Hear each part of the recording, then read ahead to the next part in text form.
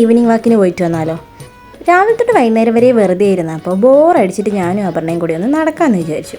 അങ്ങനെ നടന്ന് നമ്മൾ അവസാനം ഒരു തട്ടുകടയിലെത്തി. നടക്കാനാന്നും പറഞ്ഞ് പോയാലും എവിടെയെങ്കിലും പോയി എന്തെങ്കിലുമൊക്കെ കഴിച്ചിട്ടേ വരുള്ളൂ. അവിടെ വരെ എത്തിയിട്ട് എങ്ങനെയല്ലേ കഴിക്കാണ്ട് വരിക. അപ്പം നമ്മളൊരു അടിപൊളി പൊറോട്ടയും നല്ല അടിപൊളി ഒരു ബീഫും കഴിച്ചു. നല്ല ടേസ്റ്റ് ഉണ്ടായിരുന്നു ഫുഡിന്. അങ്ങനെ അവിടെ നിന്ന് ഫുഡും കഴിച്ച് നമ്മൾ പെട്ടെന്ന് തന്നെ ഇറങ്ങിയിട്ടുണ്ടായി. ഡിസംബർ 19-ാം തീയതി ആയിരുന്നു അപർണേൻ്റെ ബർത്ത്ഡേ. അന്ന് അവൾ നാട്ടിലായതിനെ കൊണ്ട് തന്നെ അവൾക്കൊന്നും വാങ്ങിച്ചു കൊടുക്കാൻ പറ്റിയിട്ടുണ്ടായില്ല. അപ്പം നമ്മുടെ തട്ടുകടേൻ്റെ തൊട്ടപ്പുറത്ത് തന്നെ ഒരു കേക്കിൻ്റെ ഒരു ഷോപ്പ് ഓപ്പൺ ചെയ്തിട്ടുണ്ടായി, കേക്ക് ഹട്ട് എന്ന് പറഞ്ഞ്. അപ്പോൾ ഇതുവരെ ഞങ്ങൾ അവിടെ കയറിയിട്ടുമില്ല.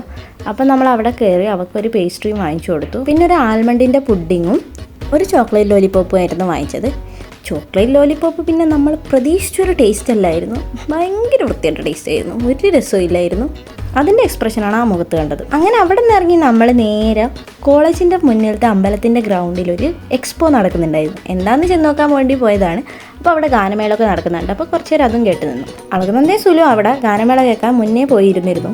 അപ്പോൾ അവിടെ നിന്ന് നേരെ അവരെയും കണ്ടുകൊണ്ട് നമ്മളൊരു ഡയറി മിൽക്കൊക്കെ വാങ്ങിച്ച് കഴിച്ച് നേരെ ഹോസ്റ്റലിൽ പോവുകയാണ്. അപ്പോൾ ഇന്നത്തേക്ക് ഇത്രയേ ഉള്ളൂ. പുതിയൊരു വീഡിയോ കാണുന്നവരെ ബൈ ബൈ.